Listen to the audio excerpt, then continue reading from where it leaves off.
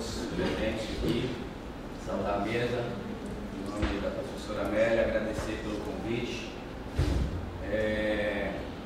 Eu tinha preparado uma linha de raciocínio pensando que eu teria mais tempo, mas rapidamente reformulei aqui ao saber que teria 15 minutos, consultei aqui o Paulo, então eu já sabia, só quis confirmar com a Amélia.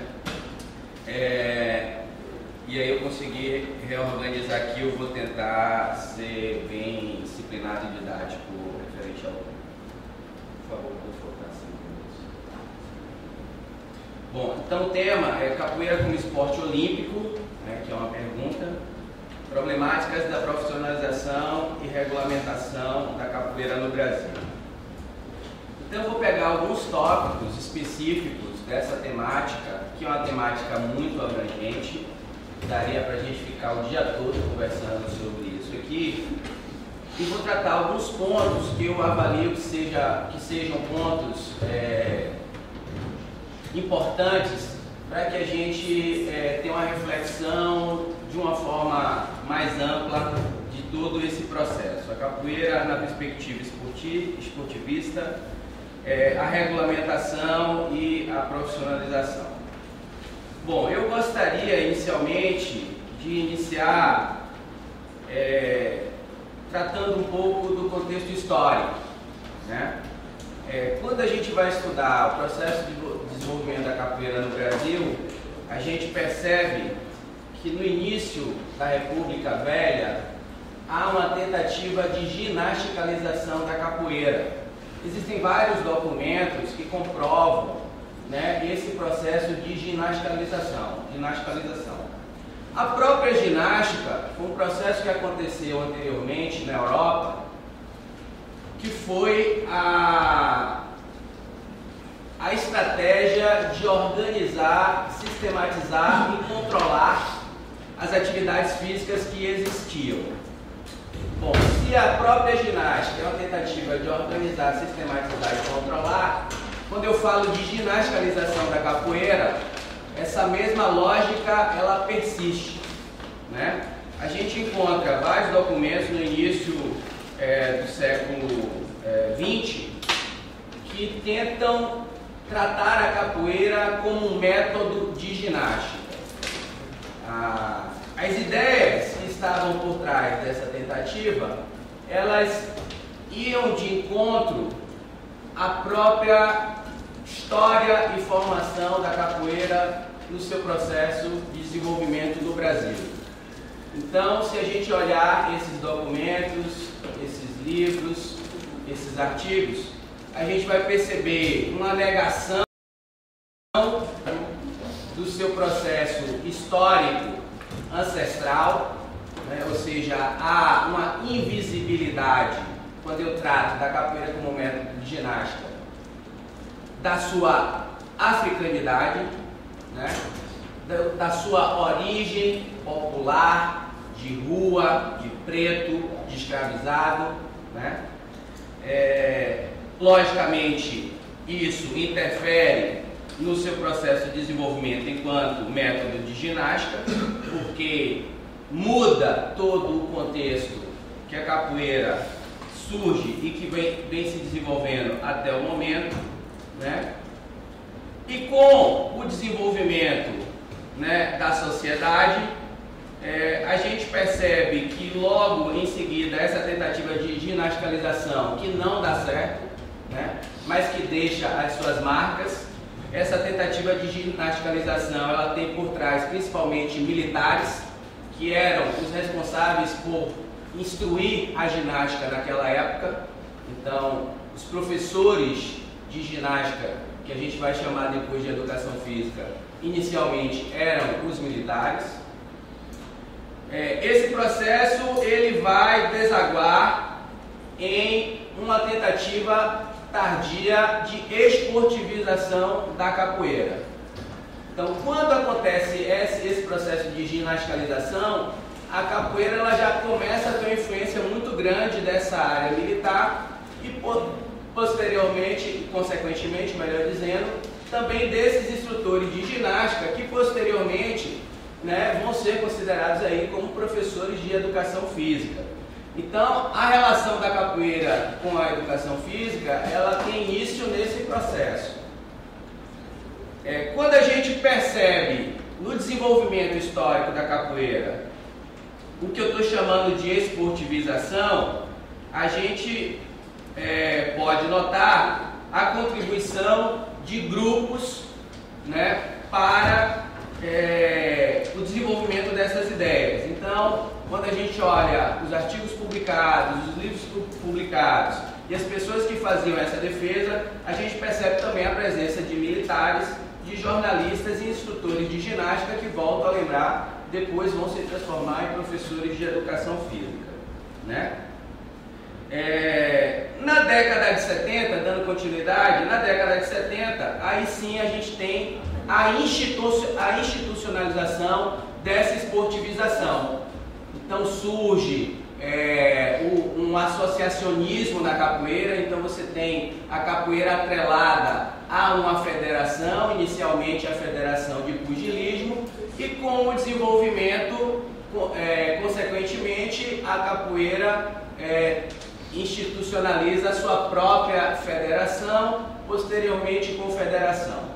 Então, atualmente, né, a capoeira ela é uma prática também esportiva, com federações e confederações.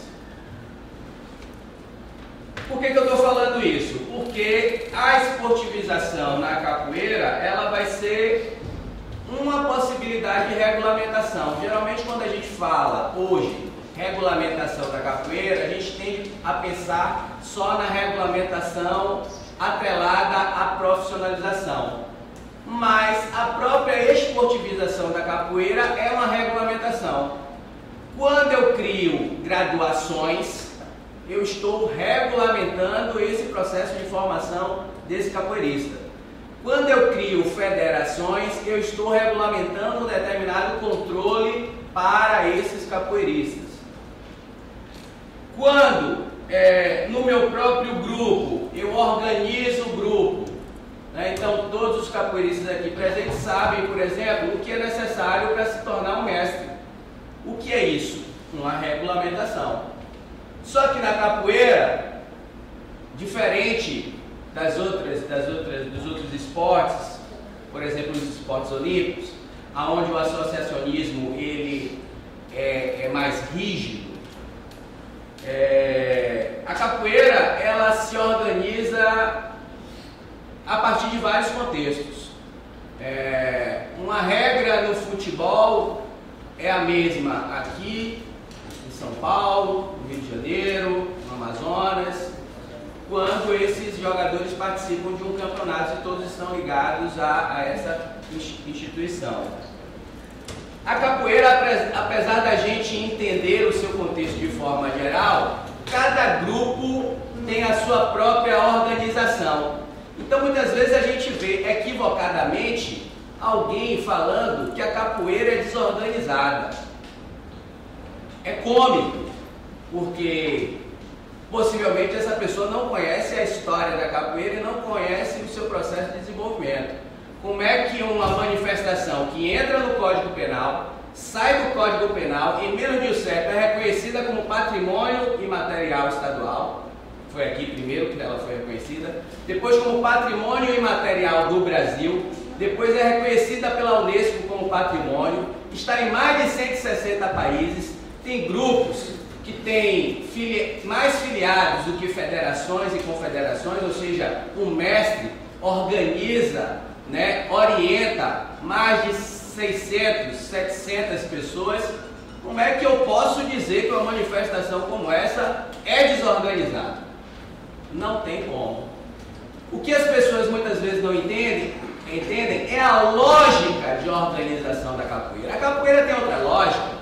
O capoeirista ele anda de pernas para o ar. É uma lógica invertida. O que é a negaça da capoeira? É você fingir que vai, mas não vai, e quando menos se percebe, já foi. Então essa é a lógica da capoeira. Isso confunde a cabeça de pessoas que pensam de forma linear, que pensam de forma cartesiana. Então, a capoeira ela vai de encontro a esses pensamentos. Ela tem uma outra forma de organização. Se vocês perguntarem a qualquer mestre de capoeira qual é a organização dele, ele vai explicar para vocês. Um vai ter uma organização, o outro vai ter organização, o outro vai ter organização, a mestra vai ter uma outra organização, mas todo mundo consegue se entender no final. Então, essa é a lógica da capoeira. Muito parecido com aquela música, eu me organizando, eu posso desorganizar, e desorganizando, eu posso me organizar, né? Então, a esportivização é uma forma de regulamentação. A profissionalização é a regulamentação da ocupação. Olha, o trabalhador de capoeira já existe há muito tempo, não é verdade? Mas como na nossa sociedade a forma como as ocupações elas se profissionalizam segue, na maioria das vezes, um determinado modelo, eu diria a maioria das vezes hegemônica, um determinado modelo, que é o modelo de organização de conselhos profissionais, aonde a preocupação do conselho é a regulamentação do trabalhador e não a regulamentação do trabalho. O conselho não está preocupado se a database do trabalhador está em dias, se o empregador está cumprindo todos os seus deveres trabalhistas. O conselho profissional está preocupado se o trabalhador pagou a anuidade. A preocupação do conselho é essa. Então, nesse processo de profissionalização, a educação física, né, no final da década de 90, ela é regulamentada profissionalmente. E a capoeira, ela é englobada, ou há uma tentativa de inserção da capoeira pelo Conselho Profissional de Educação Física, na tentativa de regulamentá-la. Ou seja, a partir de um determinado momento, na cabeça do Conselho Federal de Educação Física, os mestres de capoeira só poderiam ministrar as suas aulas se fossem professores de educação física. Algo que vai completamente de encontro ao processo de formação natural de uma manifestação cultural como a capoeira, por exemplo, né? Então, nesse momento, você tem uma série de manifestações contrárias e algumas manifestações a favor. Então, alguns capoeiristas achavam que o caminho era esse. O caminho é a regulamentação nessa lógica. Outros não. Outros organizaram grupos, organizaram manifestações, debateram as ideias, foram para o embate, né, porque entendiam que a formação do mestre de capoeira segue uma lógica diferente da formação do professor de educação física. Nesse momento, você tem o surgimento de vários movimentos sociais. E aí eu gostaria de aqui citar alguns.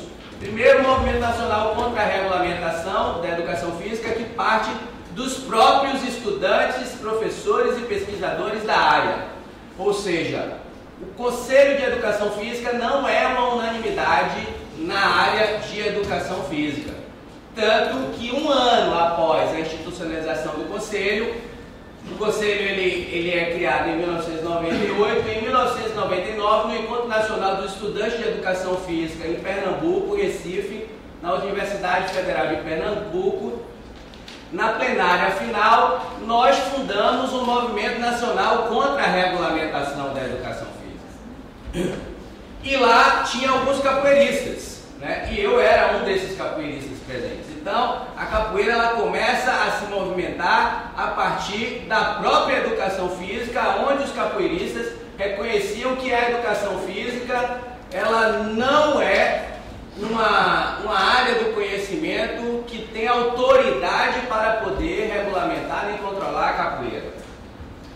Em seguida, outros movimentos surgem.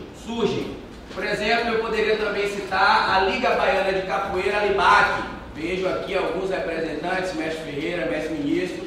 Eu também participei da Liga Baiana de Capoeira, que lutou junto com a comunidade da capoeira contra as ingerências do sistema CREF-CONFEF. O movimento Liberdade pela Cultura e atualmente a Rede Nacional de Capoeira, movimento que tem aqui também vários participantes presentes aqui nessa plenária, inclusive aqui na mesa também, né? Então todos esses movimentos, observem, a luta começa logo depois da institucionalização do Conselho, né? Nós estamos falando aí mais de 15 anos e ainda hoje o sistema CREF-CONFEF tenta regulamentar a capoeira, atualmente através de uma resolução, né, que foi revogada recentemente graças à luta da comunidade da capoeira e dos movimentos que falei aqui há pouco. Creio que o Paulo ele vai falar um pouco mais sobre isso, então não vou me aprofundar nessa questão. Bom, nesse processo a capoeira fica com alguns estilhaços desse processo, né?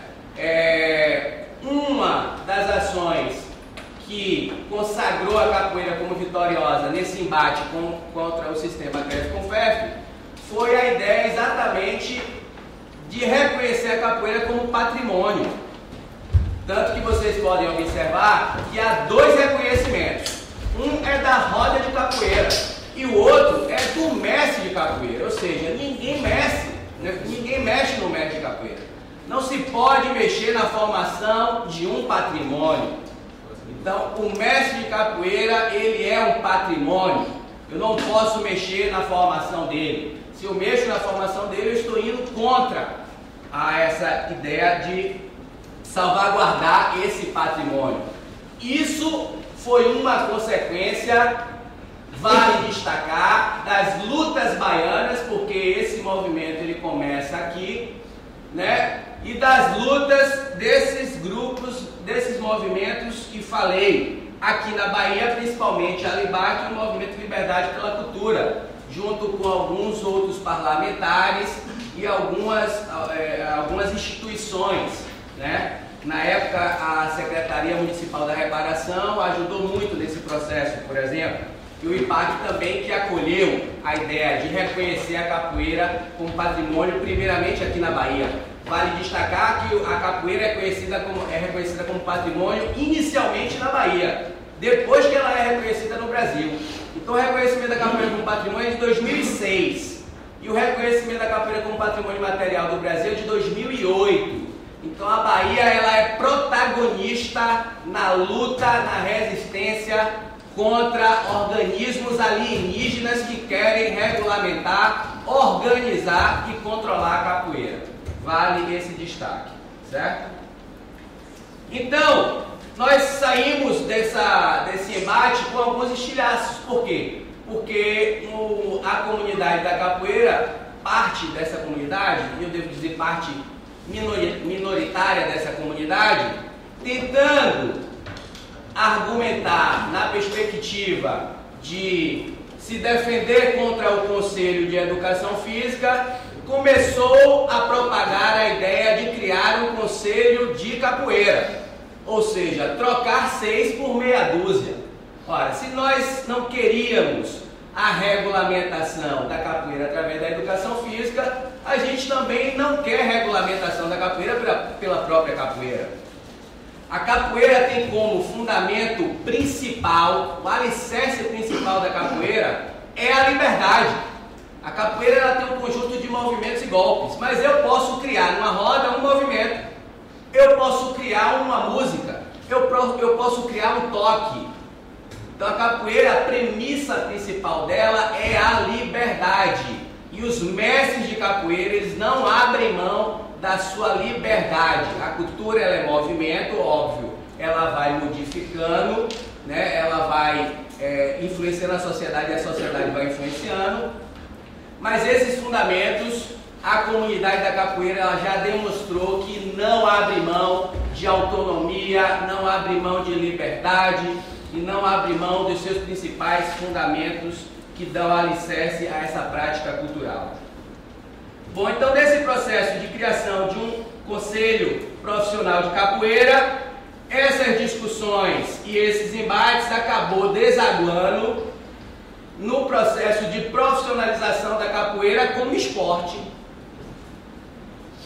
Então essa última resolução, que eu não vou aprofundar, repito, mais porque Paulo vai tratar sobre ela, é exatamente a tentativa de regulamentar o trabalhador da capoeira através do esporte, que vai terminar no mesmo processo anterior, que é a regulamentação pelo Conselho Profissional de Educação Física, porque hoje o Conselho Profissional de Educação Física regulamenta o esporte.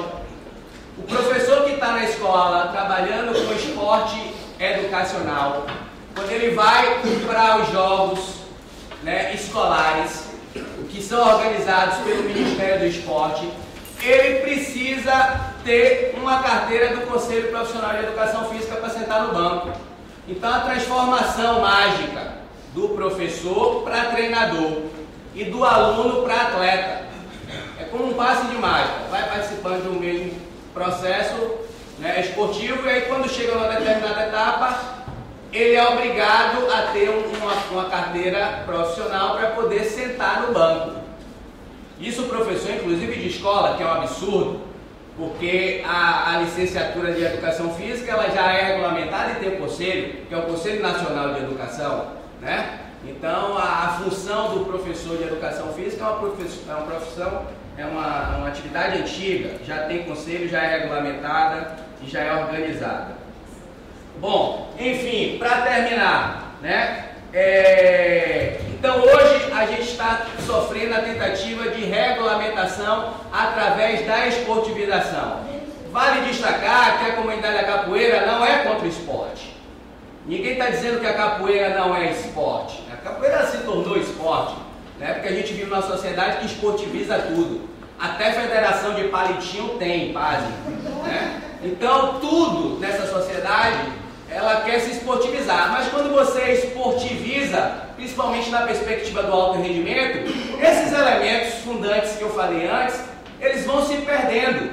Então você tem, por exemplo, várias lutas, e as lutas também estão nesse bolo, junto com a capoeira, as lutas e as artes marciais. Você tem várias lutas que não querem ser esportes, porque querem manter as suas tradições e a sua organização. Eu poderia citar aqui duas tranquilamente, o Aikido e Krav Maga. Né? O Aikido e Krav Maga são lutas que não têm intenção nenhuma em se transformar em esporte. A mesma coisa a capoeira. A capoeira é esporte, não tem como negar. Tem federação, tem confederação, tem esporte dentro, enquanto capoeira dentro das escolas. Né? A capoeira participa de jogos escolares, de festivais escolares.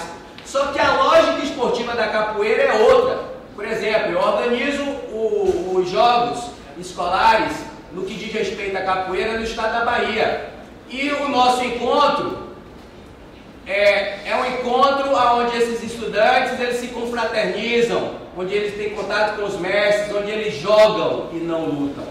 Então eles aprendem a fazer berimbau, eles aprendem a fazer cachixi, ele tem uma aula com o mestre tradicional de Angola, ele tem uma aula com o mestre tradicional de regional, ele aprende cânticos, ele toca e ele joga. Esse é o festival esportivo de capoeira, né?